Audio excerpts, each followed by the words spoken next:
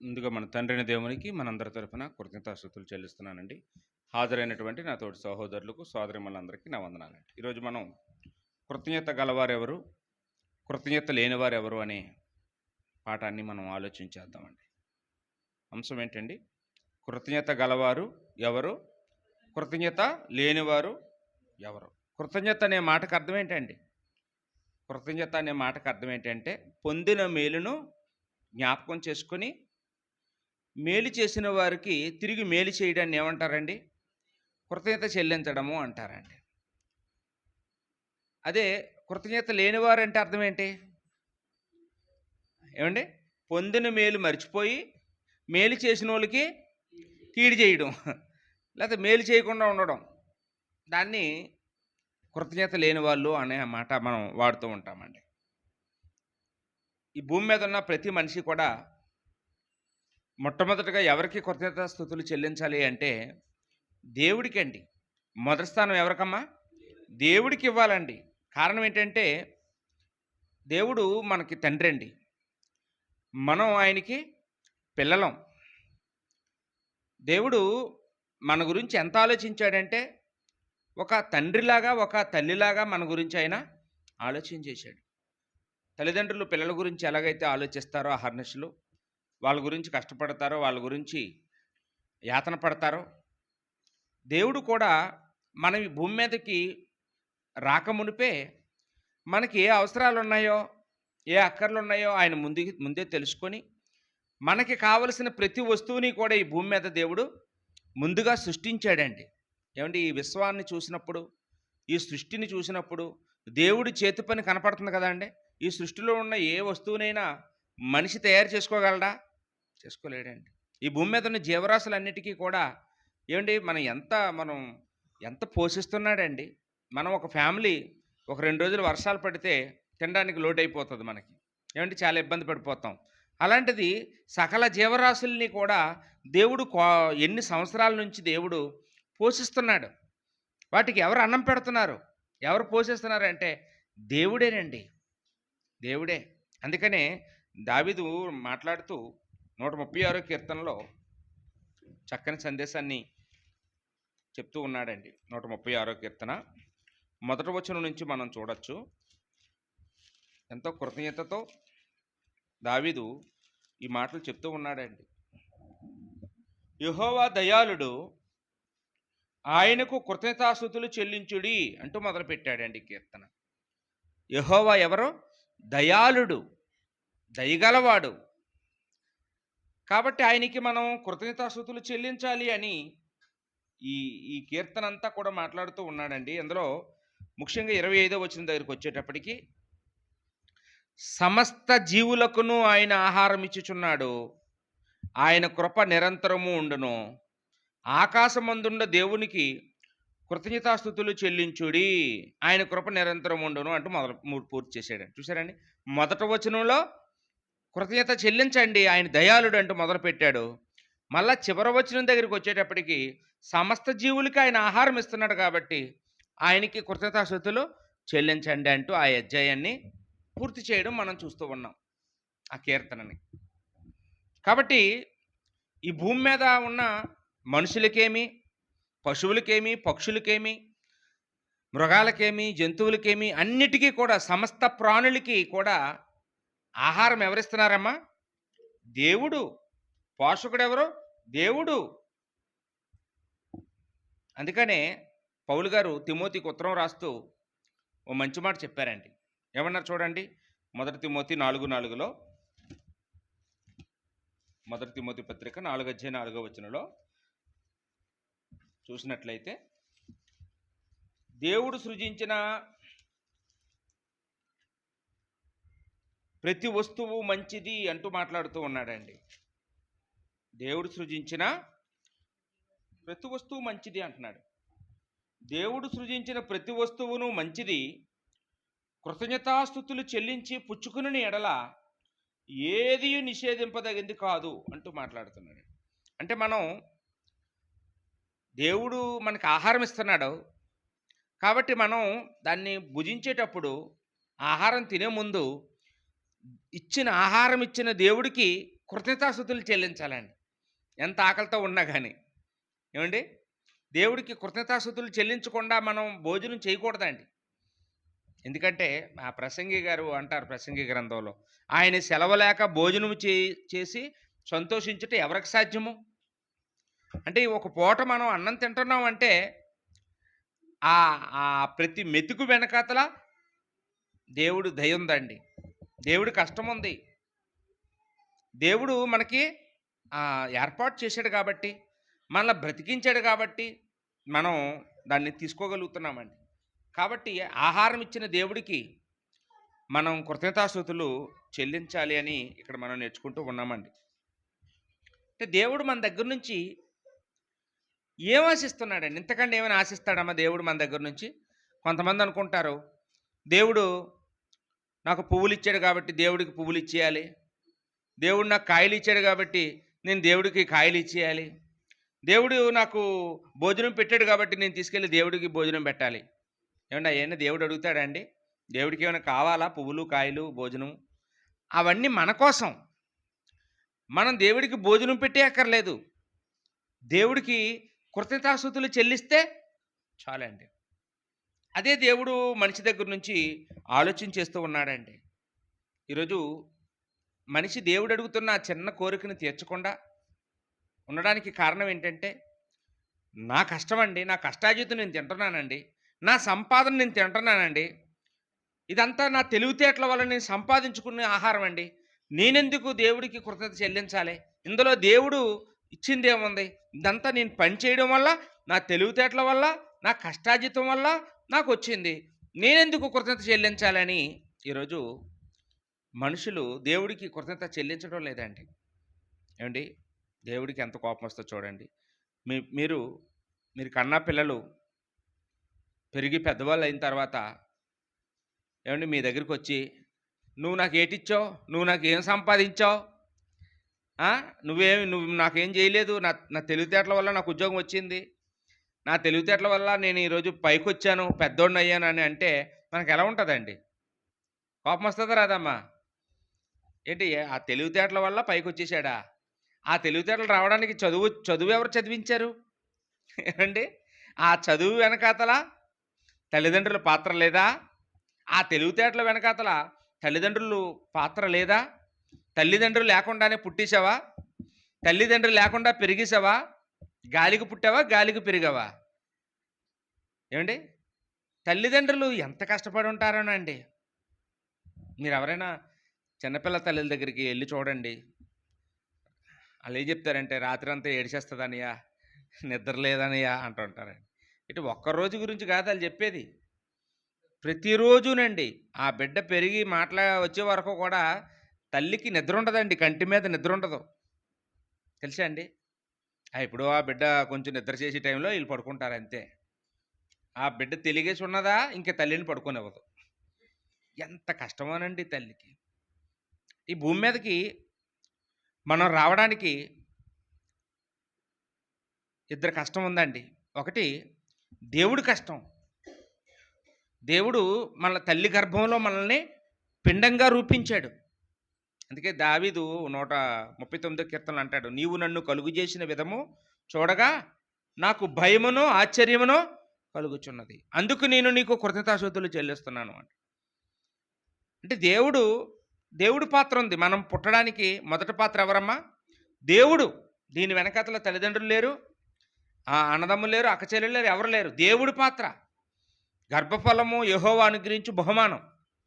కాబట్టి మనం మన జన్మ వెనకాతల దేవుడు హస్తం ఉంది, దేవుడు కాపుదల ఉంది, దేవుడే పోషిస్తున్నాడు. ఏ రోజు మనకి అవయవాలు ఇస్తున్నాడో ఆ తల్లికి తెలీదు. ఏమండి? గర్భంలో ఉన్న శిశువుకి ఏ రోజు తల వచ్చిందో, ఏ రోజు కాళ్ళు వచ్చాయో, ఏ రోజు చేతులు వచ్చాయో తల్లికి ఏమైనా తెలుసా? తల్లి ఏమైనా చెప్తుందా? మర్చిపోకండి 10,000 పెట్టండి, 11,000 పెట్టకండి అని తల్లి చెప్తుందా? ఏమండి? 2 కళ్ళే పెట్టండి, 3 కళ్ళు పెట్టకండి అని ఏమైనా ఐడియాలు ఇస్తుందా దేవుడికి? అవి ఏం తెలియదండి. తల్లికి కూడా తెలీదు. తండ్రికి ఏమైనా తెలుసా? అసలే తెలీదు. తల్లికి తెలీదు, తండ్రికి తెలియదండి. మన జననం వెనకాతల ఎవరండి కష్టం అంతానో? దేవుడి కష్టం. తన ప్రియులు నిద్రించుచుండగా దేవుడు వారికి ఇచ్చుచున్నాడు. అంటే మన కుటుంబంలో చాలామంది చనిపోతున్నారు మన ప్రియులు.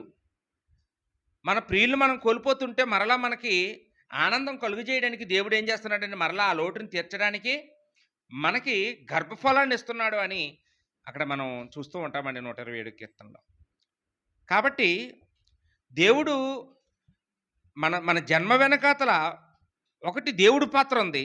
కాబట్టి మనం దావీదు చెప్పినట్లుగా 139 కీర్తనలో చెప్పినట్టుగా మొదటి వచనంలో చెప్పినట్టుగా దేవుడికి కృతజ్ఞత చెల్లించాలి. ఇక ఎవరి పాత్ర ఉందండి? తల్లిదండ్రుల పాత్ర. రెండో పాత్ర ఎవరిదమ్మా? తల్లిదండ్రులది. తల్లిదండ్రులకి మనము కృతజ్ఞతాస్తుతులు చెల్లించాలి. అది కృతజ్ఞత కలిగి ఉండాలి. తల్లిదండ్రులకి మనం కృతజ్ఞత కలిగి ఉండాలండి. తల్లిదండ్రులకి ఎందుకు కృతజ్ఞత కలిగి ఉండాలి అంటే, తల్లి మనల్ని కనడానికి ఆమె తన రక్తాన్ని కారుస్తుందండి. తన రక్తాన్ని చిందిస్తుంది. ఈ భూమి మీద మన కోసం ఎవరైనా రక్తాన్ని చిందిస్తారా అండి? ఏమండి? అన్నదమ్ములు కానీ, అక్కచెల్లెలు కానీ, భార్య కానీ, ఎవరు మన పిల్లలు కానీ ఎవరు మన కోసం తన రక్తాన్ని ఎవ్వరు చిందించరండి, తల్లి తప్ప. అందుకనే బైబిల్ ఏం చెప్తుంది? రక్తమే ప్రాణము అని. రక్తాన్ని చిందించిందంటే తన ప్రాణాన్ని ఆ రోజే నీ కోసం దారపోసింది. ప్రాణాన్ని తెగించి ప్రాణత్యాగం చేసి ఒక బిడ్డకు తల్లి జన్మనిస్తుందండి. తల్లి ఒకరితోనే రక్తం చిందించింది, తండ్రి చిందించలేదంటే, తల్లి ఒక 9 నెలలు కష్టం పడి బిడ్డని జన్మనివ్వడానికి రక్తం చిందిస్తే, తండ్రి అయితే ఆ బిడ్డ పెరిగి పెద్దవాడై ప్రయోజకుడయ్యే వరకు తన చెమటని రక్తంగా దారపోస్తాడండి. మనం బిడ్డ తిన్న ప్రతి మెతుకు వెనకాతల కష్టం ఎవరిదండి? తండ్రిది. ఆయనకి సరైన బట్టలు లేకపోయినా చిరిగిపోయిన బట్టలతో ఉంటూ కొడుక్కు మాత్రం ఏ లోటు లేకుండా మంచి బట్టలు కొనిస్తాడండి, మంచి పుస్తకాలు కొనిస్తాడు, మంచి బూట్లు కొనిస్తాడు. ఆ బిడ్డ ఏది కోరుకుంటే దాన్ని ఎక్కడో దగ్గర అప్పసొప్పో చేసి పట్టుకొచ్చి గుడ్డిలాగా అతను పనిచేసి ఓవర్ టైం డ్యూటీ చేసి ఆ పిల్లలకి లోటు లేకుండా ఆ పిల్లల్ని ప్రయోజకులు చేసేయడానికి అతను తన రక్తమంతటిని కూడా ఏం చేస్తాడమ్మా? కారుస్తాడండి.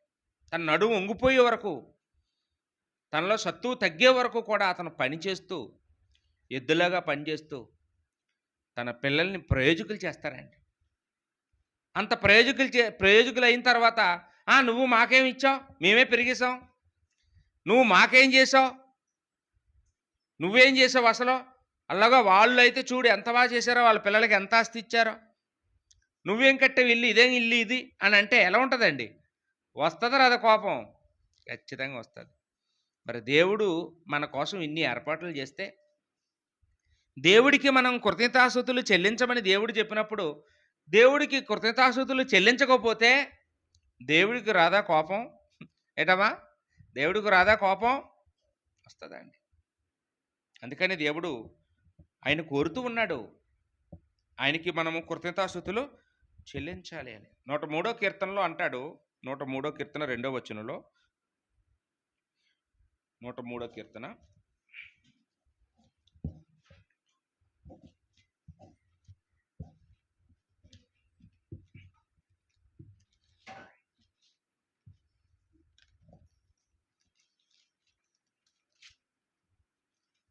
103వ కీర్తన 2వ వచనంలో, నా ప్రాణమా యెహోవాను సన్నుతించుము, ఆయన చేసిన ఉపకారములలో దేనిని మరువకుము. దావీదు తన ప్రాణంతో చెప్పుకుంటున్నాడండి, నా ప్రాణమా ఆయన చేసిన ఉపకారంలో దేన్ని మర్చిపోకుండా ఆయనకి కృతజ్ఞతాస్తుతులు చెల్లించు. ఆయనకి కృతజ్ఞతాస్తుతులు చెల్లించుకోకుండా నువ్వు చావడానికి వెళ్ళలేదు అంటాడు అనమాట. ప్రాణంతో చెప్పుకుంటున్నాడండి. చాలామంది మనకు కనపడుతుంటారు ప్రాణంతో మాట్లాడిన వాళ్ళు బైబిల్లో. ఓ ధనవంతుడి గురించి యేసుప్రభు వారు చెప్పారు కదండి. ఆ ధనవంతుడు ఏమనుకుంటున్నాడట తన ప్రాణంతో, నా ప్రాణమా అనేక సంవత్సరాలు నీకు కావలసినవన్నీ నేను సంపాదించాను, తిను తాగు సుఖించు అనుకుంటున్నాడమ్మా. లూకా వార్తలో ఉంటుంది. ప్రాణంతో చెప్పుకుంటున్నాడు. లూకా వార్త 12వ అధ్యాయంలో 16వ వచనం నుంచి 21వ వచనం వరకు కూడా అక్కడ ఆ ధనవంతుడు తన ప్రాణంతో మాట్లాడుకుంటున్నాడు. పంట బాగా పండింది, ఈ కొట్లన్నీ సరిపోవు, ఈ కొట్లన్నీ తీసేసి కొత్త ధాన్యపు గుడౌన్స్‌లు కట్టించేస్తాను. ఇంక నీ ఇష్టం, నువ్వు తిను నా ప్రాణమా, ఇదిగో నా ధాన్యం, నా కొట్లు, నా ఇల్లు, నా వాకిలి అని తన ప్రాణంతో చెప్పుకుంటున్నాడంటండి. హాయిగా బతుకు ఇంకా అనుభవించి రాజా అంటున్నాడండి. ఆ రాజా ఉదయానికి లేడంటండి. ఏమండి, అనుకుంటున్నాడా ప్రాణంతో తిను తాగు అన్నీని. ఉందా ప్రాణం? ప్రాణం ఎవరి చేతిలో ఉందండి? దేవుడి చేతిలో ఉంది. అంటే మనం దేవుడికి మనం కృతజ్ఞత చెల్లించకుండా నా కష్టం, నా ఇష్టం, నా తెలివితేటలు, నా జ్ఞానం అన్నామా, ఇంకా మనకి నెక్స్ట్ డే ఉండదండి. ఏముండదమ్మా? నెక్స్ట్ డే ఉండదు. అందుకే దావీదు తెలివైనడు. దావీదు ఎప్పుడు ఏం చెప్తున్నాడండి? నా ప్రాణమా, యెహోవా చేసిన ఉపకారములలో దేనిని మరవకు, ఎప్పటికీ మరవకు.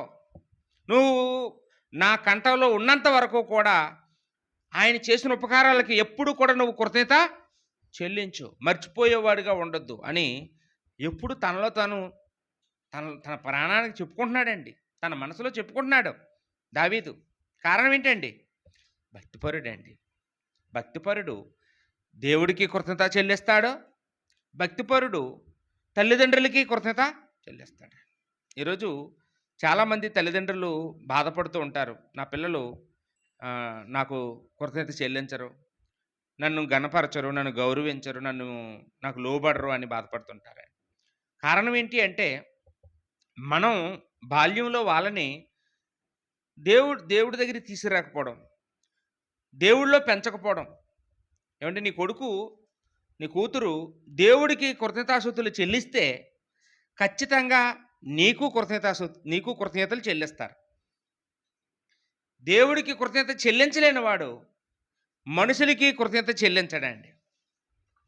కాబట్టి మనం ఎప్పుడు కూడా ఏం ఆలోచించాలండి? మన పిల్లలు మనకి కృతజ్ఞత కలిగి ఉండాలని కోరుకుంటే జరగదు. దేవుడికి కలిగి ఉండాలనుకుంటే దేవుడు ఏం చెప్తాడండి? ఇప్పుడు ఇశ్రాయేలీయులు దేవుడి దగ్గరికి వచ్చారు, ధర్మశాస్త్రం పొందుకున్నారు. ధర్మశాస్త్రం ఇస్తూ దేవుడు ఏం చెప్పాడంటే, నాకే కృతజ్ఞత చెల్లించండి అని చెప్పలేదు. ధర్మశాస్త్రం ఇచ్చిన తర్వాత దేవుడు ఏం చెప్పాడంటే, నా తర్వాత స్థానం ఇదిగో నీ తల్లిదండ్రులది అన్నాడండి. నిర్గమకాండం 20 అధ్యాయంలో 12వ వచనంలో చూస్తే, నీవు దీర్ఘాయుష్మంతుడు వగునట్లు నీ తల్లిని తండ్రిని సన్మానించుము అన్నాడండి. నీవు దీర్ఘాయుష్మంతుడు వగునట్లు నీ అన్నదమ్ములు సన్మానించు, నీ అక్క చెల్లెలు సన్మానించు, నీ చుట్టాల బంధువులు అనలేదండి. మనం దీర్ఘాయుష్మంతులు అవ్వాలంటే ఎవరి చేతిలో పెట్టాడంటే, మన ఆయుష్ తీసుకెళ్ళి తల్లిదండ్రుల చేతిలో పెట్టాడు. తల్లిదండ్రులు నిష్ఠూర పెట్టకుండా, దుఃఖపరచకుండా వాళ్ళని మనం ఎప్పుడు గౌరవిస్తూ ఉండాలి. వాళ్ళ మాటకి రెస్పెక్ట్ ఇస్తూ వాళ్ళని చక్కగా మనం చూసుకుంటే దేవుడు మనకేమిస్తాడంటమ్మా? దీర్ఘాయువు ఇస్తాడు. వాళ్ళని మనం బాధ పెడితే, నిష్ఠూర పెడితే, కొత్త నిబంధనలో తిమోతి పత్రికలో ఉంటుందండి. అంటే తన ఇంటి వారిని రక్షించలేనివాడు, సంరక్షించలేనివాడు అవిశ్వాసి కంటే చెడ్డవాడు అని. అంటే అవిశ్వాసులు అంటే ఎవరు? లోకంలో ఉండేవాళ్ళు, అన్యజనులు. అన్యజనులు చెడ్డోళ్ళ? దేవుణ్ణి నమ్ముకొని తల్లిదండ్రులకి లోబడలేని క్రైస్తవులు చెడ్డోళ్ళ? అంటే పౌలు గారు ఎవరు చెడ్డోళ్ళు అంటున్నారండి అక్కడ? తల్లిదండ్రులకి లోబడలేని క్రైస్తవులే చెడ్డోళ్ళు. కారణం ఏంటి? లోకంలో ఉండే వాళ్ళకి వాక్యం తెలియదండి. లోకంలో ఉండే వాళ్ళకి వాక్యం తెలియక ఆ వాళ్ళు వీళ్ళు ఏం చేస్తున్నారో అదే చేస్తారు. వాళ్ళు ఎంత అవతల వాళ్ళకి లోబడతారో అంతే లోబడతారు. కానీ మనం మనుషులు చూసి నేర్చుకోవాలా? దేవుని వాక్యాన్ని చూసి నేర్చుకోవాలా? దేవుని వాక్యాన్ని చూసి. కాబట్టి దేవుడి వాక్యం ఏం చెప్తుంది అంటే, దేవుడికి మొదటి స్థానం ఇవ్వు, రెండో స్థానం ఎవరిదండి? తల్లిదండ్రులది. తల్లిదండ్రులకి మనము లోబడాలి అని దేవుడి యొక్క వాక్యం మనకు చెప్తూ ఉందండి. 2 తిమోతి పత్రికలో 3వ అధ్యాయం, 2 తిమోతి పత్రిక 3వ అధ్యాయంలో పౌలు గారు అంత్యకాలంలో ఎలాంటి మనుషులు వస్తారో ముందుగా ప్రవచించాడండి పౌలు గారు. చాలా విషయాలు భవిష్యత్తులో జరగవలసినవి చెప్పారండి. విశ్వాస భ్రష్టత్వం వస్తుందని చెప్పారు. ఇంకేం ప్రవచించారమ్మ ఇక్కడ? 2 తిమోతి పత్రిక 3వ అధ్యాయము 1వ వచనంలో, అంచె దినములలో అపాయకరమైన కాలములు వచ్చినని తెలుసుకొనుము. ఏంటి అపాయకరమైన కాలాలంట? అపాయకరమైన కాలాలంటే మనం అనుకుంటాం ఈ వరదలు, భూకంపాలు, ఈ ఇలాంటి రోగాలు, ఇవి కావలు, ప్రకృతి వలయాలు, ఇవే కావాలి అపాయకరమైన కాలాలంటే ఇవి అనుకుంటాం. కరువు, ఇవి కాదండి అపాయకరం. వాటికంటే ప్రమాదకరమైన ఏంటండి? మనుషులే. ఎప్పుడైతే మన పిల్లలు మనకు లోబడరో అంతకుమించి అపాయం ఏముందండి? ఈరోజు శత్రువులు ఎక్కడో లేరండి, మన ఇంట్లోనే ఉన్నారు. ఏమండి ఈరోజు తల్లిదండ్రుల్ని పిల్లలు ఏం చేస్తున్నారో తెలుసండి? కుట్టేస్తున్నారండి. కొన్ని ఇళ్లలో వాళ్ళు జుత్తు పట్టుకుని ఈడ్చేస్తున్నారు బయటికి. ముసలైపోయిన తల్లిదండ్రుల్ని వాళ్ళకి అన్నం పెట్టడానికి వాళ్ళు ఏదో పాడు చేశారని, వాళ్ళు ఏదో చిన్నది కచ్చిరా చేశారని కుట్టేస్తారండి. ఏమండి మనం చిన్నప్పుడు మనం ఎప్పుడు పాడు చేయలేదు కదా? మంచం పాడు చేయలేదా? పరుపు పాడు చేయలేదా? అమ్మ మనల్ని అలాగే జుత్తు పట్టుకొని రోడ్డు మీద ఈడ్చేసిందా? ఏమండి కడుక్కుంటుంది కదండి. కడుక్కొని ఓర్చుకొని ఆరబెట్టుకొని ఎంతో మళ్ళీ మన ముద్దులు పెడుతుంటుందండి మనం ఎంత పాడు చేసినా. అదే మన తండ్రి మళ్ళా వాళ్ళు వృద్ధాప్యానికి వచ్చినప్పుడు వాళ్ళు పాడు చేసినప్పుడు మాత్రం మనం ఏమంటామండి? హై, నువ్వు బుద్ధి రాలేదురా నీకు అంటారా? నీకు జ్ఞానం రాలేదురా నీకు? నువ్వు మనిషివా పశువురా అని ఏమంటారండి? ఒక ఆవిడ అలాగే వాళ్ళ అమ్మగారిని మంచంతో నీడ్చుకొచ్చేసిందండి రోడ్డు మీదకి. నేను చూశాను ఒక ఊళ్ళో. చూస్తే నేను అలా చూసుకొని కాలు చేతులు ఉడికేస్తున్నాను నాకు ఆ అమ్మ అలా చేస్తుంటే.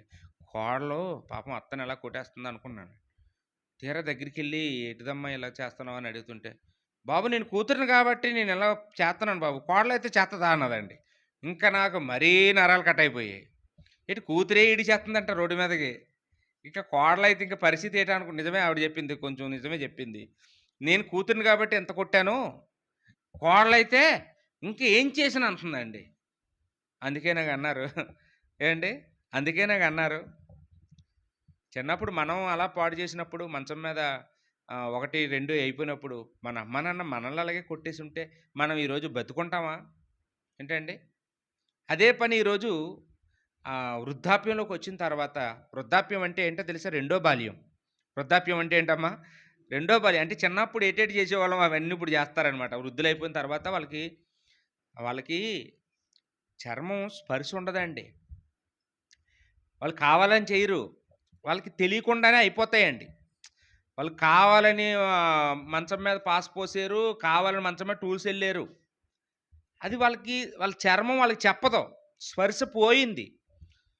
చర్మం ఏమైపోద్దండి? మృతతుల్యము అన్నాడు బైబిల్లో. శారా గర్భం కూడా ఏమైపోయిందో మృతతుల్యము అన్నాడు. మృతతుల్యం అంటే ఏంటి? చచ్చిపోయింది శరీరం. ఏంటండి? స్పర్శ లేదు. వాళ్ళకు గిల్లిన వాళ్ళకి తెలీదు, వాళ్ళకి ఒంటి మీద ఏదైనా బంగిరిన వాళ్ళకి తెలీదు, ఏం తెలియదండి. అలా అయిపోతారనమాట స్పర్శ లేకుండాను. అలా దోమల్లో పడసేసిన అలా ఉంటారండి. వాళ్ళకి దోమలు కుట్టిన వాళ్ళకి తెలీదు, స్పర్శ కోల్పోతారనమాట ఆ వయసు వచ్చేటప్పటికి.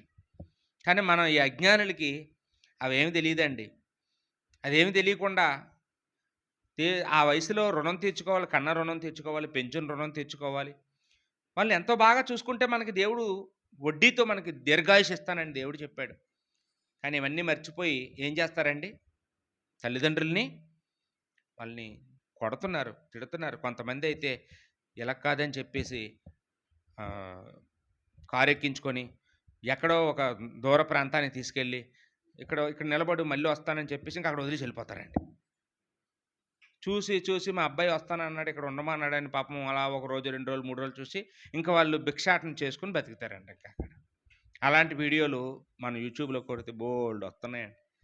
ఈరోజు రోడ్డు మీద తిరుగుతున్న వాళ్ళందరూ పిచ్చోళ్ళు అనుకుంటున్నారు. మీరు పిచ్చోళ్ళు కాదండి, అలా వదిలేసిపోయారు. వాళ్ళ కన్నా వాళ్ళు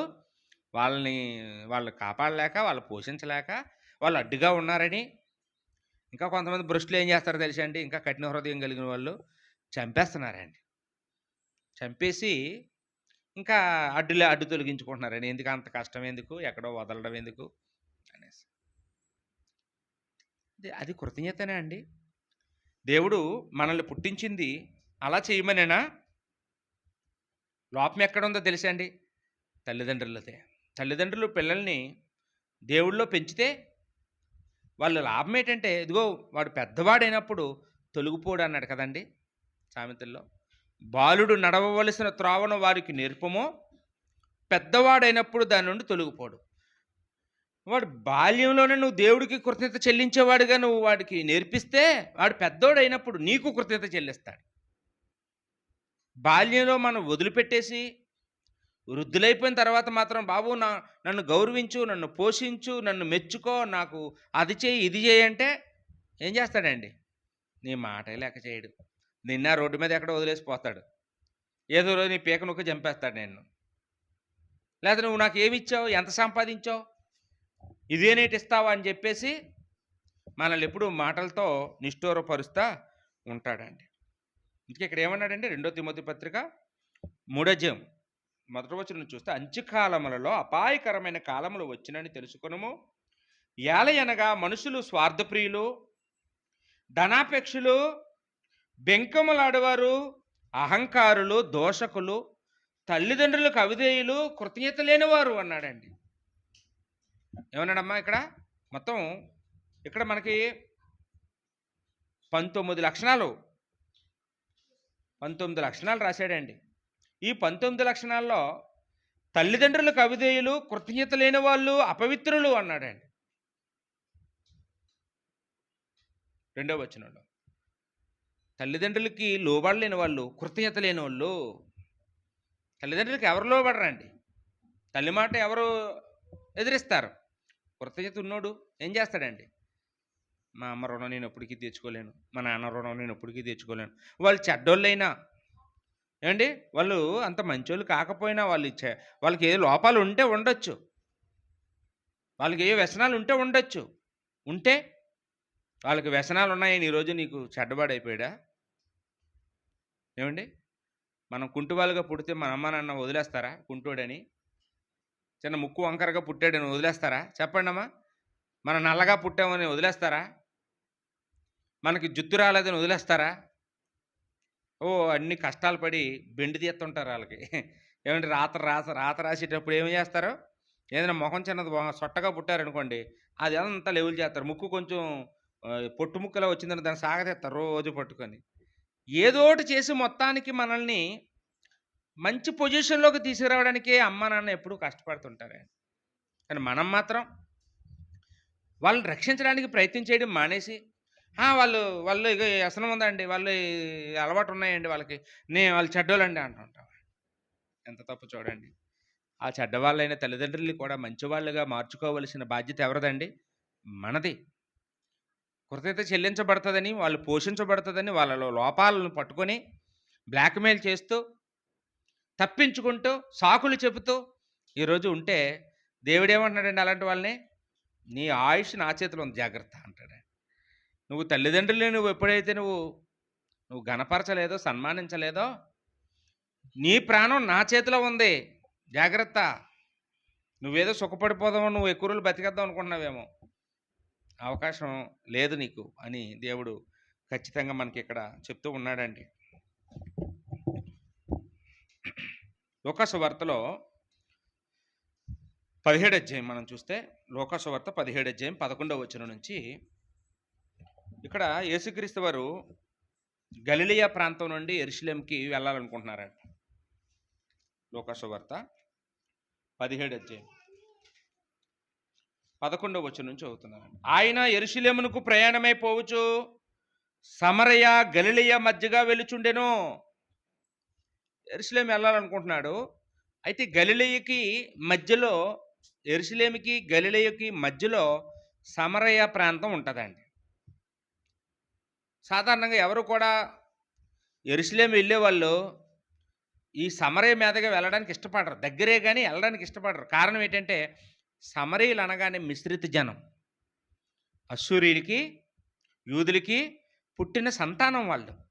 కాబట్టి వాళ్ళని అంటరాని వాళ్ళుగా చూసేవాళ్ళు, వాళ్ళు ద్వేషించేవాళ్ళు. వాళ్ళతో ఎవరు సాంగత్యం చేసేవాళ్ళు కాదు. వాళ్ళ వాళ్ళని దేవాలయానికి రానిచ్చేవారు కాదు. వాళ్ళ ఇంట్లో ఎవరు భోజనం చేసేవాళ్ళు కాదు. వాళ్ళ చేత్తో మంచినీళ్ళు తాగేవారు కాదు. మీకు ఉదాహరణ ఎవరంటే సమరయ స్త్రీ, యేసుప్రభు వారు సమరయ స్త్రీ దగ్గరికెళ్ళినప్పుడు యోహాను సువార్త 4 అధ్యాయంలో "అమ్మ దాహంగా ఉంది మంచినీళ్ళు ఇవ్వంటే" "మీరు యూదులు కదా! మా దగ్గర తాగకూడదే" అన్నదావిడ. ఎందువల్ల? అంటే వాళ్ళ వాళ్ళ పద్ధతులండి అవన్నీ. వాళ్ళ పద్ధతులు.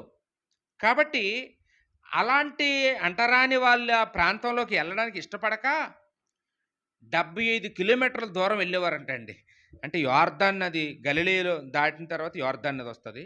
యొర్దాను నది దాటి అవతలకెళ్ళి పెరయా మీదగా ముందుకెళ్ళి అక్కడ యెరూషలేము దగ్గర మళ్ళీ యొర్దాను నది దాటి అవతలకొచ్చేవారంటండి.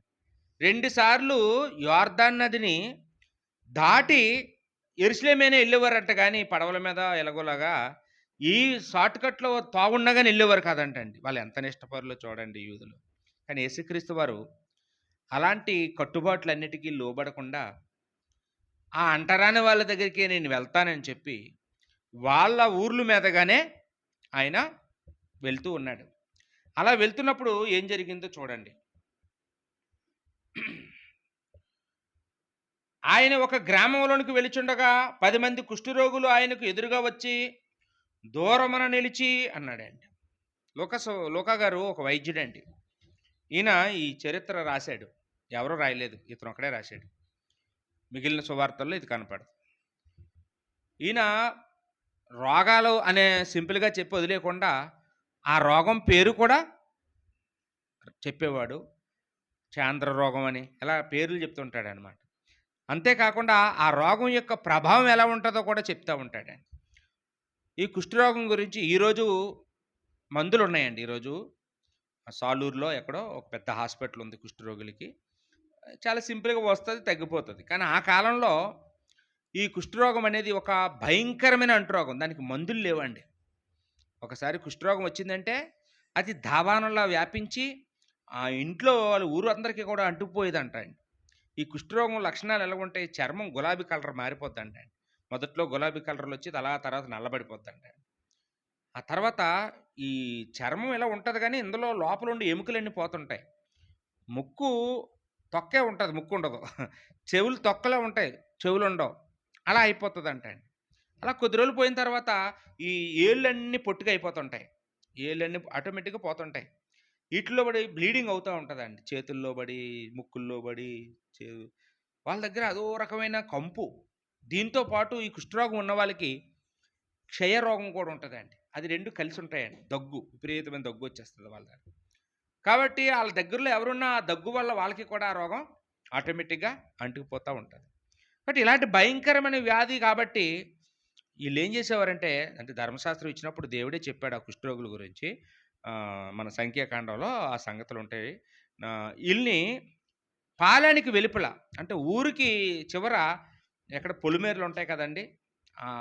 అలాంటి చోట వాళ్ళకి ఏదో చిన్న పాకలు కట్టి అందులో వాళ్ళని వదిలేసేవారండి. ఆ తోవంట ఎవరైనా ప్రయాణం చేసేవాళ్ళు ఎవరైనా ఉంటే వాళ్ళ దగ్గరికెళ్ళి బిచ్చమెత్తుకొని వాళ్ళేదో కాయో, పండో వాళ్ళకి పడేస్తే అక్కడ తినుకొని ఇంక అక్కడే ఆళ్ళలాగా అక్కడే చచ్చిపోతారంతే. వాళ్ళని ఎవరు సమాధి చేయడానికి కూడా ఎవరు ఎళ్ళరు. అలాంటి భయంకరమైనటువంటి పరిస్థితి అండి కుష్ఠరోగులది. వీళ్ళు ఎక్కడున్నారట? ఈ గలిలయ దేశానికి, ఆ సమరయ దేశానికి మధ్యలో పొలిమేరులో ఉన్నారీళ్ళు. యేసుక్రీస్తు వారు ఆ ఊర్ల మీదుగా వెళ్తున్నారు. వెళ్ళేటప్పటికి మొత్తం ఎంతమందంటండి ఈళ్ళు? 10 మంది ఉన్నారటండి. కుష్ఠరోగులు ఎంతమందమ్మా? 10 మంది ఉన్నారు. 10 మంది ఉంటే వాళ్ళేం చేశారట అండి, ఆ 10 మంది కుష్ఠరోగులు ఆయనకు ఎదురుగా వచ్చి, యేసుక్రీస్తు వారు ఆ తావంట వస్తుండటం చూసి, యేసుక్రీస్తు వారికి ఎదురుగా వాళ్ళొచ్చారంటండి. ఎదురుగా వచ్చారంటే దగ్గరికొచ్చే లేదు. దగ్గరికి రారు. ఎందుకంటే దగ్గరికొస్తే కుష్ఠరోగం అవతల వాళ్ళకొచ్చేస్తదని వాళ్ళకి తెలుసు. కానీ ఆయన మమ్మల్ని చూడాలని చెప్పి వాళ్ళందరూ ఏం చేశారు 10 మంది కూడా ధైర్యం చేసి యేసు ప్రభు వస్తున్న టీమ్‌కి ఎదురుగా వచ్చారంట. వచ్చి దూరమున నిలిచి రావడమైతే వచ్చారు కానీ అంత దూరంలో ఆగిపోయారట అండి. దగ్గరికి రావడం మానేశారు. ఎందుకంటే భయం. కొడతారేమో, తిడతారేమో లేకపోతే ఏమని అంటారు. మా రోగం వాళ్ళకొచ్చేస్తదేమోనని వాళ్ళు భయపడుతూ దూరం నుంచి నిలిచిపోయారట అండి. అప్పుడు వాళ్ళందరూ కలిపి వాళ్ళ శక్తి ఉన్నంత మేరకు కేకలు వేశారంటండి. ఏమనేసారు చూడండి 13వ వచనంలో, యేసు ప్రభువా మమ్మల్ని కరుణించుమని కేకలు వేసిరి. ఇంకా ఇలాంటి ఛాన్స్ మనకు మళ్ళీ మళ్ళీ రాదురా. యేసుక్రీస్తు వారు మనల్ని ఎత్తుక్కొని ఈ ఊర్ల మీదకి రావడం అనేది గొప్ప ఆశ్చర్యం. అసలు ఈ వైపు రారు ఎవరును. మరి దేవుడే మన దగ్గరికి పంపించాడు ఆయన్ని. ఆయన వచ్చినప్పుడే మన కష్టం ఆయనకి చెప్పుకోవాలిరా అని చెప్పేసి మనందరం కలిసి గట్టిగా అరుద్దాం అని యేసుక్రీస్తు వారికి వినబడేటట్లుగా వాళ్ళందరూ, యేసు ప్రభువా మమ్మల్ని కనికరించు, మమ్మల్ని కాపాడు అని ఎన్నో సంవత్సరాలు బట్టి ఇక్కడే ఉండిపోయాం. మా భార్య పిల్లలకి, మా మా మా ఊరికి, మా బంధువులకి, మా వృత్తులకి, మంచి తిండికి, మంచి నిద్రకి, అన్నిటికీ దూరం అయిపోయి ఇక్కడ ఉండిపోయామని వాళ్ళు వాళ్ళ బాధలో వాళ్ళకు ఉంటాయి కదా, అవన్నీ గుండెలు బాదుకొని వాళ్ళు అరుస్తున్నారండి, కేకలు వేస్తున్నారు. 14వ వచనంలో ఆయన వారిని చూసి, మీరు వెళ్ళి మిమ్మును యాజకులకు కనపరుచుకునడని వారితో చెప్పాను. అంటే కుష్ఠరోగులకి ఒకవేళ యేసుప్రభు వారు బాగు చేసేసినా కానీ డైరెక్ట్గా వాళ్ళు ఊర్లోకి వెళ్ళిపోతే చంపేస్తారు రాళ్ళతో కొట్టి. ముందు ఏం చేయాలంట, ముందు యాజకుల దగ్గరికి వెళ్ళి, అయ్యా మా రోగం తగ్గింది, కాలం చెక్ చేసుకోండి, మేము నయమైపోయిందండి అని వాళ్ళు చూపించుకోవాలి. అది కూడా సంఖ్యాకాండంలో ఉంది. కుష్ఠరోగులు కూర్చుని విధి సంఖ్యాకాండంలో మనకు 4 అధ్యాయాలు కనపడుతుంది. అయితే అప్పుడు వీళ్ళు వెళ్ళి యాజకులు చూపించుకున్నప్పుడు యాజకుడు పరీక్ష చేసి బాగుంది తగ్గిపోయిందని అతను సర్టిఫికేట్ చేసిన తర్వాత అప్పుడు ఊళ్ళోకి వెళ్ళాలండి. అప్పుడు దాకా వాళ్ళ భార్య పిల్లల దగ్గరికి కానీ బంధువుల దగ్గరికి కానీ వెళ్ళడానికి వీల్లేదు. కాబట్టి యేసుక్రీస్తు వారు ధర్మశాస్త్రాన్ని గౌరవిస్తూ ధర్మశాస్త్ర పద్ధతి ప్రకారం వాళ్ళకి చెప్తూ ఉన్నాడండి. అప్పుడు వాళ్ళు ఏం చేశారంట, మీరు వెళ్ళి మిమ్మల్ని యాజకులకు కనపరుచుకున్నాడని వారితో చెప్పిన వారు వెలుచుండగా శుద్ధులేరి.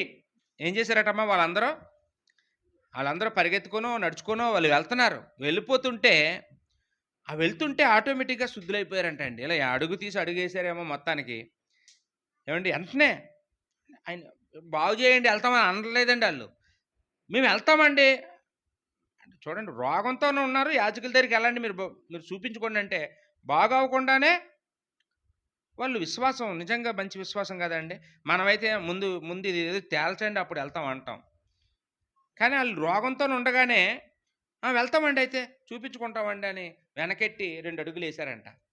వేయంగానే 10 మంది బాగుపడిపోయారంట అండి. అవి ఎంత గొప్ప అద్భుతం చూడండి. 10 మంది మామూలు మనుషులు అయిపోయారు. వాళ్ళ రోగాలు పోయాయి. పోగానే వాళ్ళ ఆనందానికి అవధులు ఉండవండి. ఏమండి, ఎన్నాళ్ళ ఎదురుచూపు, ఎన్నాళ్ళ కష్టం, మళ్ళీ మా జీవితంలో మా భార్య పిల్లలు కలుసుకుంటామని కలగనలేదు. అమ్మా నేను మళ్ళీ ఇప్పుడు నా భార్య దగ్గరికి వెళ్ళిపోవచ్చు, నా పిల్లల దగ్గరికి వెళ్ళిపోవచ్చు, నా వ్యాపారం చేసుకోవచ్చు, నా పొలం దున్నుకోవచ్చు, నేను నా బంధువులతో ఉండొచ్చు, నా స్నేహితులతో ఉండొచ్చు, నాకు వివాహం కాలేదు వివాహం చేసుకోవచ్చు అని ఒక్కొక్క డ్రీమ్స్ ఉంటాయి కదండి. వాళ్ళ డ్రీమ్స్ వాళ్ళు ఊహించుకుంటూ వాళ్ళ ఆనందంలో వాళ్ళు ఉత్సాహంలో వాళ్ళందరూ కూడా ఎంతో సంతోషంతో యాజకుడి దగ్గరికి వెళ్ళిపోతున్నారండి. కానీ ఆ 10 మందిలో ఒకడంట అండి, వాడు ముందుకెళ్ళడం మానేసి వెనక్కి తిరిగాడంట అండి. చూడండి ఆ మాట కూడా చూడండి. వారు వెళ్ళుచుండగా శుద్ధులేరి 15వ వచనంలో, వారిలో ఒకడు తనకు స్వస్థత కలుగుట చూచి గొప్ప శబ్దముతో దేవుని మహిమపరచుచు తిరిగి వచ్చి ఆయనకు కృతజ్ఞతాస్తుతులు చెల్లించుచు ఆయన పాదముల యొద్ద సాగిలపడెను. ఒకడు ఏం చేశాడంటే అండి, ముందు యాజకుడి దగ్గరికి వెళ్ళడం కాదు, ముందు బాగు చేసిన యేసుప్రభు దగ్గరికి వచ్చి నేను కృతజ్ఞత చెల్లించాలి, ఆయనకి థ్యాంక్స్ చెప్పుకోవాలి. ఎందుకంటే ఈ గొప్ప కార్యం చేసింది ఈయన దగ్గరికి ముందు వెళ్ళాలి, కానీ తర్వాత నేను వెళ్తాను యాజకుడి దగ్గరికి. ముందు నాకు ఈ గొప్ప రక్షణ ఇచ్చిన ఈయన దగ్గరికి వెళ్ళాలని చెప్పేసి ఆ ఒకడు వెనక్కి వచ్చాడంట అండి. వచ్చి దేవుని మహిమపరిచాడు, యేసుప్రభుకి కృతజ్ఞతాస్తుతులు చెల్లించాడు, ఆయన పాదాల దగ్గర సాగిలపడ్డాడట. ఇంతగా వాడు ఎవడో 16వ వచనంలో, వాడు సమరయుడు. అంటే 2 ఊర్ల జనం అక్కడ ఉన్నారు, మధ్యలో గలిలయ వాళ్ళు ఉన్నారు, సమరయ వాళ్ళు ఉన్నారు. సమరయ వాడేమో ఒకడే ఉన్నాడు, గలిలయ వాళ్ళేమో 90 ఉన్నారు. గలిలయ వాళ్ళు ఎవరో యూదులు, సమరయ వాడేమో వాళ్ళు సమరయుడు. ఈయన వాళ్ళ 90 ఒక జట్టు, ఈయన ఒకడు ఒక జట్టు. ఏం చేశాడండి, వెనక్కి వచ్చేసాడంట అండి. వెనక్కి వచ్చి యేసుప్రభుకి థ్యాంక్స్ చెప్పుకున్నాడండి. అప్పుడు యేసుప్రభు వారు మాట్లాడుతూ 17వ వచనంలో, అందుకు యేసు, 10 మంది శుద్ధులైరి కారా, ఆ 90 ఎక్కడా అడుగుతున్నాడండి. ఏంటి బాబు నువ్వు ఒకడు వచ్చావేటి, ఆ 90 ఏరి? అంటే యేసుప్రభు వారు కృతజ్ఞత కోరుకుంటున్నారా? కోరుకుంటారండి. ఇప్పుడు మనం ఎవరైనా మన ఇంటికి ఎవరో వచ్చారండి మంచి ఎండతో, ఎల్ఏఎం గారు మీ ఇంట్లో ఫ్రిడ్జ్ ఉంది కదా, కొద్దిగా ఫ్రిడ్జ్ వాటర్ ఇవ్వండి అంటే, పాపం గబగబా వెళ్ళి బాటిల్తో మంచి కూలింగ్ వాటర్ ఇచ్చిందండి. గబగబా తాగేసి అక్కడ పెట్టేసి వెళ్ళిపోయాడు అనుకోండి, మనకి ఎలా ఉంటుంది? ఇంకోసారి అడిగితే ఇస్తామండి? ఇవ్వం. ఎందుకంటే కనీసం ఇచ్చినందుకు థ్యాంక్స్ అమ్మా అని అన్నాం అనుకోండి, ఇది చాలా మంచి మనిషిలాగా ఉన్నాడు, తాగేసి థ్యాంక్స్ చెప్పాడు అని చెప్పేసి మనం ఇంకోసారి అడిగితే ఇస్తాం. అంటే అవకాశవాదిలాగా అవకాశం అవకాశం వినియోగించేసుకొని మాట్లాడకుండా పోతే ఇంకో రోజు అడిగినప్పుడు ఎవరండి, ఎవరో ఏది ఇవ్వరు. మనమే అలా ఉంటే యేసుప్రభుకు ఉండదా అండి? మేలు పొందినవాడు తిరిగి రావాలని, కృతజ్ఞత చెల్లించాలని కోరుకోడా? ఈరోజు చాలామంది యేసుప్రభుని అలాగ అవకాశవాదుల్లాగే నమ్ముకుంటుంటారు. ఆ కాలంలోనూ అలా వచ్చారు, రోగాల కోసం, రొట్టెల కోసం వచ్చారు. ఈ కాలంలో కూడా అలాగే వస్తుంటారు కొంతమంది. వస్తారు, వాళ్ళు ఏదో అనుకున్నది జరుగుతుంది. జరిగిపోయిన తర్వాత మళ్ళీ మళ్ళీ మళ్ళీ కనపడరండి. మళ్ళీ ఎప్పుడు ఏదో రోగం రావాలి. మళ్ళీ రావాలంటే ఏం చేయాలమ్మా? మళ్ళీ ఏదో పెద్ద రోగం వస్తే అప్పుడు మళ్ళీ వస్తారు. మళ్ళీ అప్పుడు కూడా బాగుపడిన తర్వాత మళ్ళీ మర్చిపోతారండి. అలాంటి వాళ్ళు అవకాశవాదులు అంటారు, కృతజ్ఞత లేనోళ్ళు. ఇక్కడ కూడా చూడండి, ఆ 90 ఎక్కడా అని యేసుక్రీస్తు వారు ప్రశ్నిస్తున్నారు. 10 మంది శుద్ధులైరి కారా, ఆ 90 ఎక్కడా? ఈ అన్యుడు తప్ప దేవుణ్ణి మహిమపరచుటకు తిరిగి వచ్చిన వాడు ఎవడనో అగుపడలేదా అని చెప్పి, నీవు లేచిపొమ్ము, నీ విశ్వాసము నిన్ను స్వస్థపరిచినని వారితో చెప్పాను. ఏమండి, ఇతను అన్యుడే అంటండి. సమరీడు అంటే ఎవరమ్మా? వాళ్ళ దృష్టిలో అన్యుడే. యూదులు కాదు, వీళ్ళు అన్యులు, సమరీయులు. అంటే వీళ్ళకి వాక్యం తెలియదండి. వాళ్ళకి తెలిసినంత వాక్యం వీళ్ళకి తెలీదు. వీళ్ళలో చాలా లోపాలు ఉంటాయి. కానీ లోపాలు ఉంటే ఉంటాయి, కానీ వీళ్ళు జాతి మంచిది కాకపోతే కాకపోవచ్చు, కానీ ఇతనిలో విశ్వాసం ఉందండి. యూదులకి బాగా వాక్యం తెలుసు. వాళ్ళు ప్రతి విశ్రాంతి దినం దేవాలయానికి వెళ్తారు, పండగలు ఆచరిస్తారు, బాల్యం నుండి కూడా ఎంతో ప్రత్యేకంగా బ్రతుకుతారు. కానీ వాళ్ళ జీవితాల్లో ఏం కనపడలేదండి యేసుప్రభుకి? కృతజ్ఞత కనపడలేదు. ఒక అన్యుడికి కృతజ్ఞత కనపడిందండి. ఒక అన్యుడి హృదయంలో కృతజ్ఞత చూశాడు యేసుప్రభు. ఒక అన్యుడి హృదయంలో విశ్వాసం చూశాడు. చేసిన మేలు మరవకూడదు, ఉపకారం చేసిన వాడికి తిరిగి మనం ప్రత్యుపకారం చెయ్యాలి అని ఒక అన్యుడికి ఆ బుద్ధి ఉందంట అండి. యేసుప్రభు వారు అతన్ని అభినందించాడు, మెచ్చుకున్నాడు. బాబు నువ్వు క్షేమంగా ఉంటావు, నువ్వు వెళ్ళు, నువ్వు సంతోషంగా ఉంటావని. అంటే యేసుక్రీస్తు వారు మనకి ఇక్కడ ఏమి నేర్పిస్తున్నారు? ఏమండి, ఈ స్టోరీని లోకా గారు రాస్తూ ఏం చెప్తున్నారండి? మనం కూడా ఎలాగుండాలండి? మేలు పొందుకున్న తర్వాత మేలు మరవకూడదు. అది దేవుడికైనా, తల్లిదండ్రులకైనా, సమాజంలో ఉన్న ఏ వ్యక్తికైనా. ఏమండి, ఎవరి దగ్గర కూడా మనం మేలు పొందుకోలేదా? ఎప్పుడు మనకి ఎవరు ఉపకారం చేయలేదా? మనం వాళ్ళకి ఇలాగే ఉపకారానికి ప్రత్యుపకారం చేశామా? మనకి ఏదో పద్యం ఉంటుందండి, ఉపకారికి ఉపకారము విపరీతము కాదు సేయ, అపకారికి ఉపకారము మిపమిన్నక చెయ్యువాడే నేర్పరు సుమతి అని. అంటే ఉపకారం చేసినోడికి ఉపకారం చెయ్యడం పెద్ద కష్టమేం కాదు, అదేం పెద్ద సాహసం కాదు, ఎవడైనా చేస్తాడు. కానీ అపకారం చేసినోడికి కూడా ఉపకారం చెయ్యాలి అనే చెప్పాడండి. ఇంకా ఆ స్టేజ్ ఎప్పుడు ఎక్కుతామండి? ఉపకారం చేసిన వాడికే ఉపకారం చేయకపోతే, కన్నా తల్లిదండ్రులకే ఉపకారం చేయలేనప్పుడు ఇంకా శత్రువుకి ఎప్పుడు మనం చేస్తాం? అని అది కళ, అది ఏమండి, అది జరుగుతుంది అంటారా? అసాధ్యం అండి, సాధ్యం కాదు.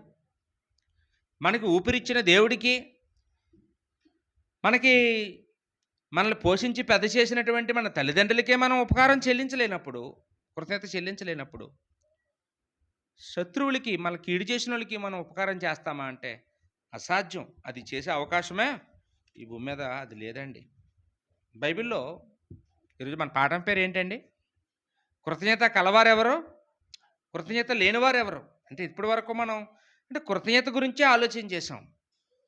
కృతజ్ఞత లేకపోవడం చాలా పొరపాటండి. చాలా పాపం. ఏదో పాపాలు చేయక్కర్లేదండి. ఎప్పుడు వ్యభిచారం, దొంగతనం, హత్యలు ఇయ్యే పాపాలు అనుకుంటున్నాం మనం. అంతకు మించిన పాపం ఏదండి? కృతజ్ఞత లేకపోవడం. కృతజ్ఞత లేకపోవడం అంతకు మించిన పాపమండి. మనకేదో ఘంటసాల గారు ఓ పాట రాశారండి. కృతజ్ఞత లేని కొడుకు కుక్క కంటే హీనం అని. అండి కుక్క కుక్క మేలురా అనే పాట ఉంటది కదండీ! కొడుకు కంటే కుక్క మేలురా. కాబట్టి కొంతమందిని చూస్తే అలాగే అనిపిస్తదండి. కొంతమందిని చూస్తే అలాగే అనిపిస్తది. కృతజ్ఞత చెల్లించే విషయంలో కొడుకై ఉండక్కర్లేదు. కూతురైనా, అల్లుడైనా ఏవండీ? మనం మన అత్తగారిని, మామగారిని కూడా తల్లిదండ్రుల్లా భావించాలి. వాళ్ళకి కృతజ్ఞత చెల్లించాలి. కోడలు కూడా అత్తని తల్లిలా భావించాలండి. వాళ్ళకి కృతజ్ఞత చెల్లించాలి. దేవుడిచ్చిన తల్లిదండ్రులండి వాళ్ళు. కాబట్టి ఈ భూమి మీద ఒక మగాళ్ళే కాదు, ఆడవాళ్ళు కూడా కృతజ్ఞత చెల్లించాలి. తల్లిదండ్రులకే కాదు, అత్తగారికి, మామగారికి కూడా మనము కృతజ్ఞులమై ఉన్నాం. మనందరం వాళ్ళకి కృతజ్ఞత చెల్లించవలసిన వారంగా ఉన్నామండి. అయితే కృతజ్ఞత కలిగిన వారెవరు? కృతజ్ఞత లేనివారు ఎవరు అనేది మనం చూసుకొని మనం ఈ పాఠాన్ని ముగించుకుందామండి. ముందుగా కృతజ్ఞత లేని వాళ్ళు ఎవరు అనేది మనం చూస్తే ఆదికాండం 40 అధ్యాయంలో 23వ వచనంలో ఇక్కడ మనం చూసినప్పుడు యోసేపు చెరసాలలో ఉన్న సమయంలో ఆదికాండము 40 అధ్యాయము 23వ వచనం. ఆదికాండం 40 అధ్యాయం 23వ వచనంలో అయితే పానదాయకుల అధిపతి యోసేపును జ్ఞాపకం చేసుకొనక అతన్ని మర్చిపోయెను. స్టోరీ అంతా మీకు తెలుసా, నేను చెప్పక్కర్లేదు. యోసేపు జైల్లో పెట్టబడ్డాడు. ఎందుకండి? పొతీఫరు భార్య అతని మీద నిందేసింది, నన్ను బలవంతం చేసేసాడని. అప్పుడు జైల్లో పెట్టారు. ఎవరూ రాలేదు ఇడిపించడానికి. జైల్లోనే ఉండిపోయాడు పాపం. ఎన్నాళ్ళు ఉండిపోయాడు. ఉండిపోయిన తర్వాత అది రాజుగారి దగ్గర పనిచేసే వాళ్ళు, అధికారులు ఉంచబడిన బోననమాట. అది సామాన్య జనాలకి కాదు. ఇప్పుడు ఈయన కూడా పొతీఫర్ అనే ఒక సైన్యాధిపతి దగ్గర పనిచేస్తున్నాడు ఇతను. కాబట్టి ఈయన కూడా స్పెషల్ రూమ్‌లోనే పెట్టబడ్డాడు యోసేపు కూడా. ఇప్పుడు అదే రూమ్‌లో పానదాయకుల అధిపతి, భక్షకారుల అధిపతి అని, అంటే పానదాయకులంటే రాజుగారికి ద్రాక్షారసం పానం ఇచ్చేవాడు. భక్షకారుడు అంటే రాజుగారికి భోజనం పదార్థాలు పెట్టేవాడు. చూడండి, రాజుల దగ్గర ఏ సెక్షన్ ఆ సెక్షన్ ఉంటుందండి. ద్రవ పదార్థాల మీద ఒకడుంటాడు, ఘన పదార్థాల మీద ఒకడుంటాడు అధికారి, తినిపించడం విషయంలో. అయితే వీళ్ళిద్దరిలో ఒకడు విషప్రయోగం చేశాడని రాజుగారికి అభియోగం వచ్చిందంట. వీళ్ళిద్దరిలో ఒకడు నిన్ను లేపేయడానికి కుట్ర చేస్తున్నాడండి అని తెలిసిందంట రాజుగారికి. కానీ ఇద్దరిలో ఎవడో తేలడానికి కొంచెం టైం కావాలి. వీళ్ళు బయట నుంచితే వీళ్ళు తప్పించుకుంటారు. కాబట్టి వీళ్ళిద్దరిని లోపల పడేయండి అని రాజుగారు ఏం చేశారంటే ఇద్దరిని యోసేపు ఉన్న జైల్లో పెట్టించాడు. ఆ రాత్రి వీళ్ళిద్దరికీ కూడా కళలు వచ్చాయంటండి. ఈ భక్షకారుడికేమో 3 గంపలు పిండి వంటలు మోసుకెళ్తున్నట్టు కల వచ్చిందంట. ఆకాశ పక్షులు వచ్చి ఆ 3 గంప మీద ఉన్న ఆ పిండి వంటలు తినేసినట్టు కల వచ్చిందంట. ఏడిదండి ఇలాంటి కల వచ్చిందండి అని చెప్పాడంట. ఇప్పుడు యోసేపు వీళ్ళిద్దరూ కుమిలాడుకుంటున్నారు. నాకో కల వచ్చిందిరా, నేను రాజుగారికి గిన్నె అందించినట్టుగా నాకు కల వచ్చిందిరా అని చెప్పేసి అతను, ఇతనేమో ఆకాశ పక్షులు నా పిండి వంటలు తినేస్తున్నాయని కల వచ్చిందని ఇతను నిజంగా చెప్పుకుంటున్నారట ఒకరికొకరు వాళ్ళిద్దరు. కానీ వాళ్ళిద్దరికీ తెలియదండి. ఇద్దరిలో ఎవడో విలనో వాళ్ళిద్దరికీ తెలీదు. ఇప్పుడు వాళ్ళిద్దరు మాటలు ఆలకించాడట యోసేపు. అదే గదిలో ఉన్నాడు కదా, ఇలా రండి అని చెప్పేసి దేవుడికి ప్రార్థన చేసుకొని, మీ కలల భావం దేవుడు నాకు చెప్పాడు, నేను మీకు చెప్తాను అని. ఇదిగో భక్షకారుడా, ఆ 3 గంపలు ఏం కదా 3 రోజుల తర్వాత రాజుగారు నీ తల తీసేస్తారో అప్పుడు ఆకాశ పక్షులు వచ్చి నీ కళ్ళు పీక్కొని తింటాయి అని చెప్పాడంట.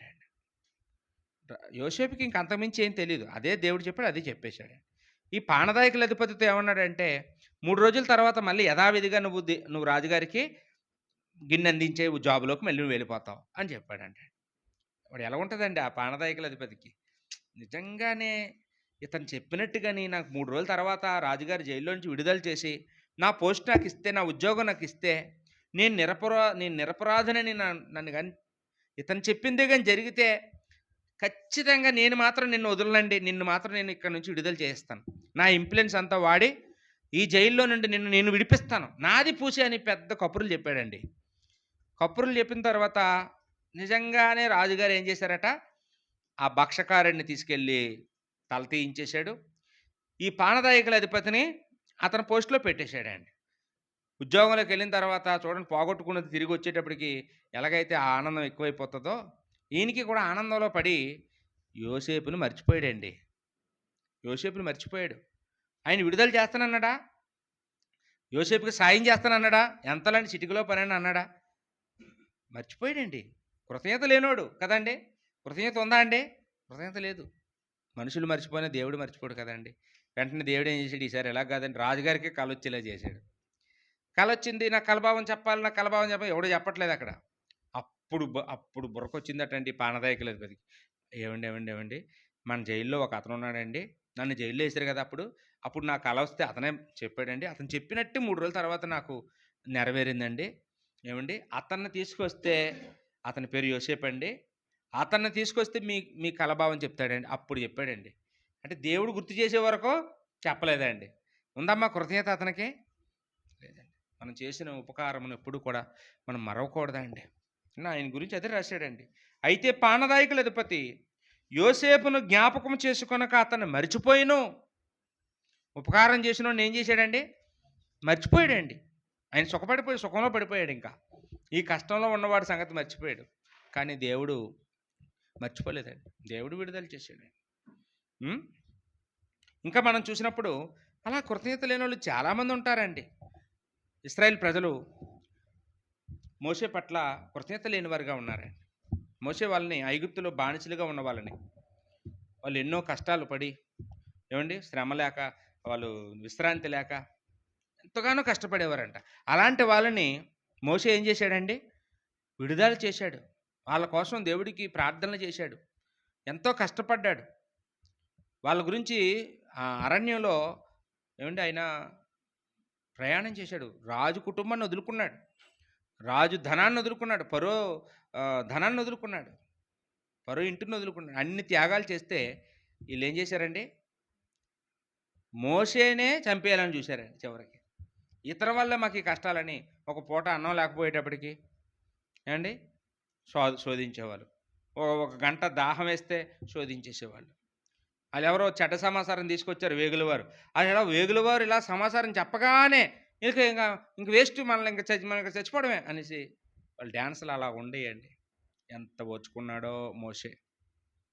మనకి సంఖ్యాకాండం 14 అధ్యాయం చదివితే ఎంత బాధ పెట్టారో. దేవుడిని బతిమలాడుకుంటుంటాడు, అడ్డుపడిపోతుంటాడు మోషే. అయ్యా వాళ్ళు ఏమనకండి, వాళ్ళు అలా అంతేనే అండి, వాళ్ళు మారరండి, వాళ్ళే మారుతారు. మీరు ఇప్పుడు వాళ్ళు కానీ చంపేశారంటే చుట్టూ ఉన్న అన్యజనులు నవ్వుతారండి. మీ దేవుడు ఎందుకైనా తీసుకొచ్చాడని అంటారండి. దయచేసి ఓర్చుకోండి అని మోషే ఎప్పటికప్పుడు దేవుడికి ప్రార్థన చేసి దేవుడు ఉగ్రత నుండి వాళ్ళని కాపాడేవాడు. కానీ వాళ్ళు ఎప్పుడు కృతజ్ఞత లేకుండానే ప్రవర్తించేవారండి. ఇంకా ఎవరున్నారు కృతజ్ఞత లేనోళ్ళు? ఏమండి, సౌలు రాజు ఉంటాడండి. సౌలు రాజు 2 సమూయేలు గ్రంథంలో మనకి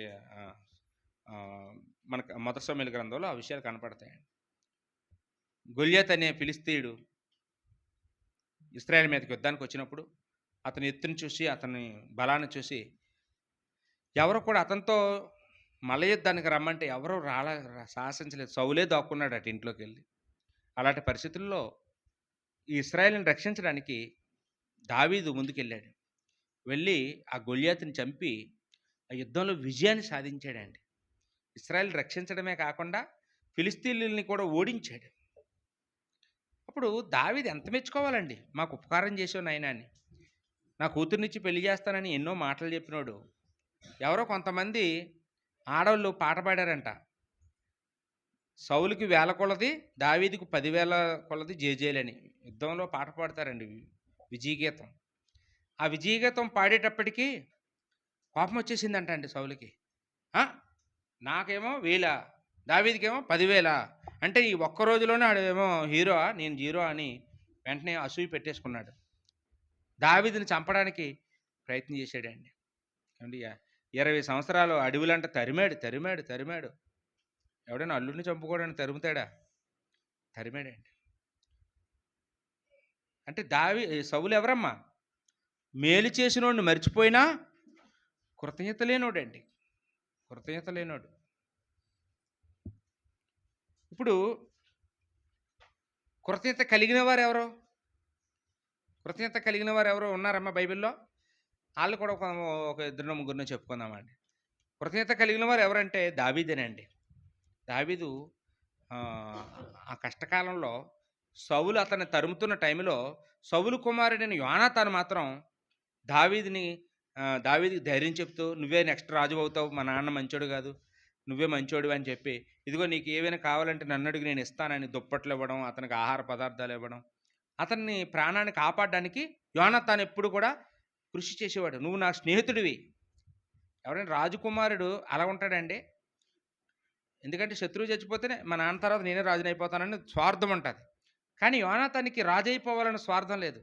ఎందుకంటే నేను కాదు అర్హుడిని, గొలియాతుని చంపింది నువ్వు, మా నాన్న కాదు, నేను కాదు, కాబట్టి నువ్వే అర్హుడివి అని దావీదుని ఎలాగైనా రాజుగా చూడాలని కోరికండి.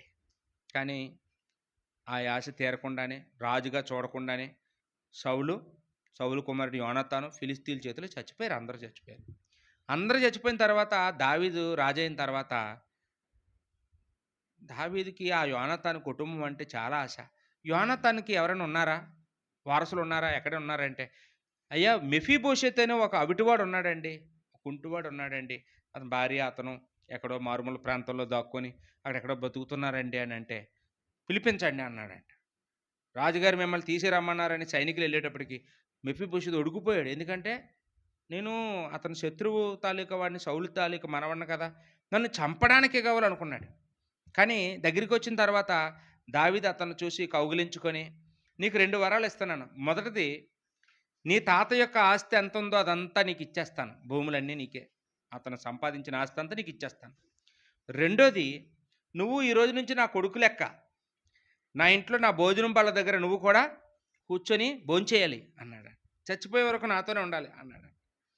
ఏమండి, అప్పుడు మెఫీబోషెతు కళ్ళంట నీళ్ళు వచ్చేసి, చచ్చిన కుక్క లాంటి వాడిని అండి నేను, నాకు తీసుకొచ్చి నా కుంటువాడిని దేకురుకొని నడిచి నన్ను తీసుకొచ్చి నా తాత ఆస్తి అంతా నాకు ఇచ్చేస్తానంటున్నావు, నీతో కలిసి చచ్చే వరకు భోజనం చేయమంటున్నావు, నీతో సమానంగా, ఇది ఏంటండి మీ ప్రేమ? అంటే దావీదు గారు ఎవరి పట్ల కృతజ్ఞత కలిగి ఉన్నాడండి? వాళ్ళ నాన్నగారు యోనాతాను బట్టి ఎవరి మీద వాళ్ళ కొడుక్కి రుణం తీర్చుకుంటున్నాడండి. చూడండి, అసలు ఇప్పుడు యోనాతాను బతికిలేడు, చేయక్కర్లేదు, కానీ కృతజ్ఞత, అతనిలో ఉన్న కృతజ్ఞత ఏమంటే నిరూపించుకోకుండా అతని ప్రాణం ఊరుకోలేదండి. ఈ విషయాలన్నీ మనకి 2 సమూయేలు గ్రంథం 9వ అధ్యాయంలో మనకు కనపడతాయండి. 2 సమూయేలు గ్రంథం 9వ అధ్యాయము మనం 1 నుంచి 13 వచనాల వరకు మనం రాసుకుంటే ఆ సంగతులు కనపడతాయండి. ఇంకా ఎవరైనా ఉన్నారండి అంటే మరొకరు ఉన్నారండి. ఎవరంటే యాబేష్ గిలాత్ వారు అంటే తెలుసు కదండి. వీళ్ళ గురించి కూడా 1 సమూయేలు గ్రంథం 31వ అధ్యాయంలో 11వ వచనంలో మనం చూడగలమండి. 1 సమూయేలు 31:11లో యాబేష్ గిలాత్ వారు ఎవరు అంటే, వీళ్ళు ఒక అన్యులు, వీళ్ళకి ఇశ్రాయేలుకి సంబంధం లేదండి.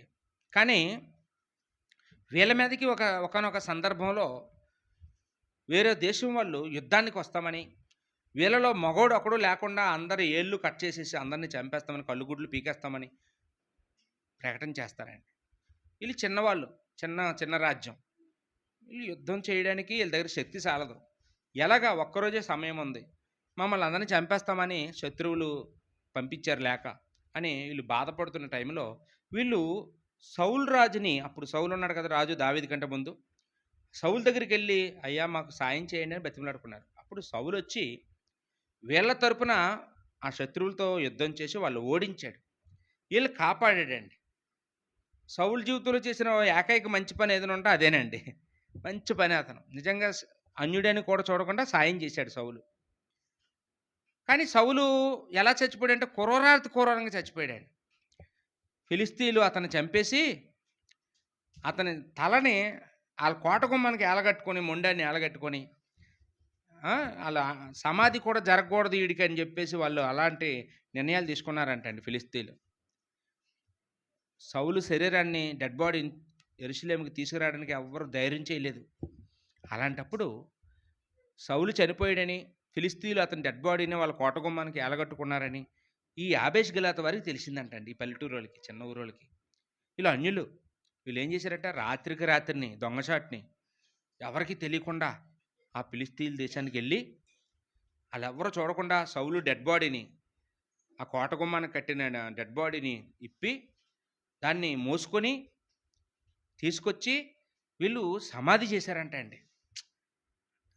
ఎందుకండి అతను శవాన్ని సమాధి చేయడం? అంటే అతను బతికుండగా అతనికి ఎలాగా మేము రుణం చెల్లించలేకపోయాం. కనీసం అతని శరీరాన్నైనా తీసుకొచ్చి సమాధి చేస్తే కొంతైనా అతనికి ఉపకారం చేసినోళ్ళం అవుతామని. ఎంత రుణం చూడండి, ఎంత ఎంత కృతజ్ఞత చూడండి. ఒక అన్యులైనప్పటికీ దేవుడు వీళ్ళ గురించి రాయించాడండి. మొదటి సమూయేలు గ్రంథంలో 31వ అధ్యాయం 11వ వచనంలో ఈ విషయాలన్నీ ఉన్నాయండి. కాబట్టి ఒకసారి ఆలోచించేయండి. అంటే మనకి బైబిల్ ఏం చెప్తుందండి? పాత నిబంధన గ్రంథం మనకి ఏం నేర్పిస్తుందండి? మనకు బుద్ధి బోధ. మనం వీరిలా ఉండాలని, మనం కృతజ్ఞత కలిగి ఉండాలని బైబిల్ చెప్తుందండి. చెడ్డవాళ్ళ ఉండడానికి కాదు, చెడు నేర్పించడానికి కాదండి. ఈరోజు ఎలా ఉన్నారంటే మనుషులు, ఉపకారం చేసినోడికి ఉపకారం చేయకపోగా ఏమండి ఇంకా తిరిగి వాళ్ళ గురించి వెనకెట్టి చెడ్డ మాటలు చెప్పడం, వాళ్ళ గురించి తప్పుడు మాటలు మాట్లాడడం, వాళ్ళని లోకు చేయడం, వాళ్ళని ఈదులోకి లాగడాన్ని చూడడం, వాళ్ళు పరువు తీయడాన్ని చూడడం. ఏమండి వాళ్ళని ఏమంటారండి? కుక్కల కంటే హీనులు అంటారండి. కుక్కల కంటే హీనం. కాబట్టి మనం దేవుని పిల్లలం, మనం అలా ఉండడానికి వీల్లేదండి. మనం మేలు చేయలేకపోయినా పర్వాలేదు, కానీ వాళ్ళకి కీడు మాత్రం మనము చేయకూడదు. కీడు చేయకూడదండి. అందరికీ మనం అందరికీ రుణస్థులమే. ఏ విషయంలోనండి? మన గ్రామంలో ఉన్న వాళ్ళందరికీ మనం రుణస్థులమే. ఏ విషయంలో? సువార్త ప్రకటించే విషయంలో మనం వాళ్ళందరికీ రుణపడే ఉండిపోయామండి. రుణం చెల్లించాలి. మనం వాళ్ళందరికీ సువార్త ప్రకటించాలి. మనం ఇంకెవరెవరికి రుణపడి ఉంటామండి? మనకు వాక్యం నేర్పించినోడికి మనం రుణపడి ఉన్నాం.